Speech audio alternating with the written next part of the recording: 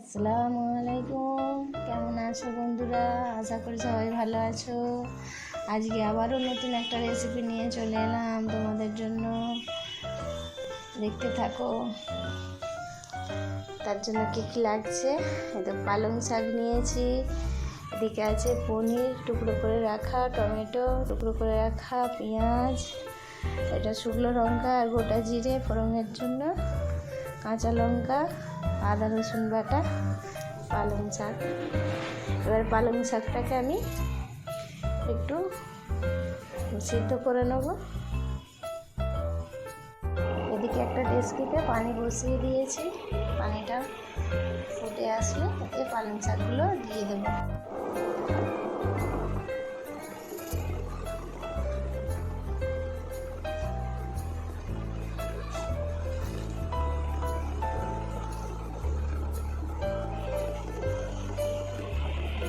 দেখতে পাচ্ছ পালং শাকটা একদম ফুটে গেছে, সিদ্ধ হয়েই গেছে। এবার এটাকে নামিয়ে নেবো। ফ্রাই প্যান বসিয়ে দিয়েছি, অল্প তেলও দিয়ে দিয়েছি। এবার এটাকে পনিরটা ভেজে নেব। কেউ কেউ পনিরটা ভাজে, কেউ আবার না ভেজেই রান্না করে নেয়, এটা নিজের ভালো লাগার উপরে। আমি তো মনে করি অল্প ভেজে নিলেই ভালো।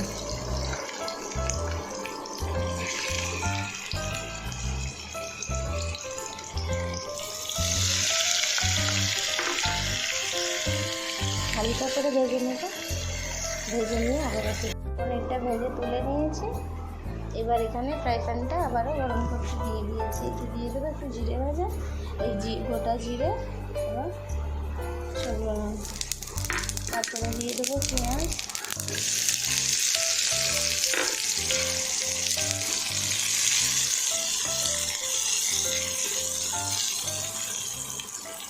এবার এতে দিয়ে দেবো টমেটো আর কাঁচা লঙ্কা, দিয়ে আবার একটু নাড়াচাড়া করে দিয়ে মশলা দিয়ে দেবো অল্প নুন,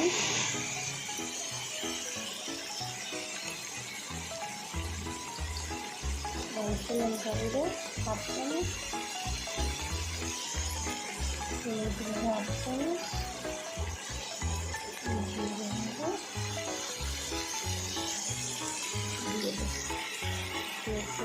এটা হয়ে গেছে। একেবারে গ্যাস বন্ধ করে এটা একটু ঠান্ডা করে নেবো। তারপরে পালং শাকটা আর এই মশলাটা ব্লেন্ড করে নিয়ে পেঁয়াজ দুটোই ব্লেন্ড করে নিয়েছি। পালং শাকটা এবং ওই ভাজা মশলাটা সব কিছু ব্লেন্ড করে চলে এসেছি। আবারও এখানে একটা কড়াই বসিয়ে দিয়েছি, তেল গরম করতে দিয়ে দেবো। এই যে তেল দিয়ে দিলাম, খুব বেশি তেল দেবো না। গরম হয়ে গেছে, এবার এতে দিয়ে দেবো আদা রসুন বাটাটা, দিয়ে একটু ভেজে নেব। ভাজা হয়ে গেছে, এবারে দিয়ে দেবো এই যে বেটে রাখা টমেটো, পেঁয়াজ, কাঁচা লঙ্কা এই যে বেটে রেখেছিলাম, এগুলো একটু দিয়ে আবার এটাও একটু ভেজে নেব, কষিয়ে নেব এটাকে ভালো করে। এতে দিয়ে দেবো 1 চামচ কাশ্মীরি লঙ্কা গুঁড়ো,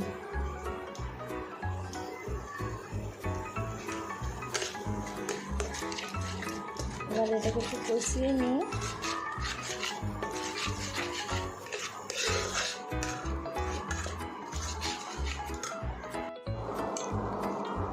আবার দিয়ে দেবো অল্প নুন, দিয়ে এটাকে আর একটু কষিয়ে নিয়ে এবারে যে পালং শাকটা বাটা আছে এটা এর সাথে দিয়ে দেবো।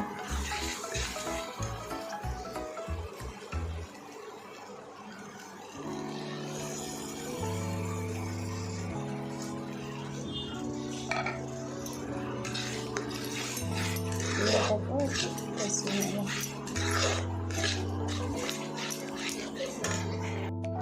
এবার এটা কষিয়ে নিয়েছি, এবারে দিয়ে দেবো পনির যে টুকরো করে ভেজে রেখেছিলাম এটা।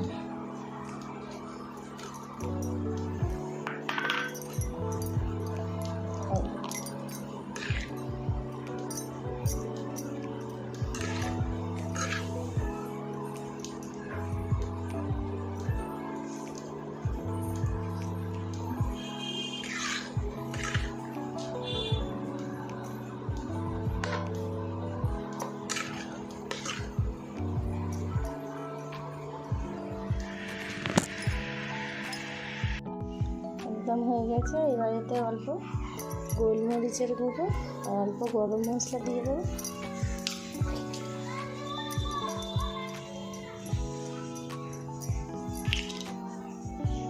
দিয়ে 2 মিনিটের জন্য ঢাকনা দিয়ে রেখে দেবো।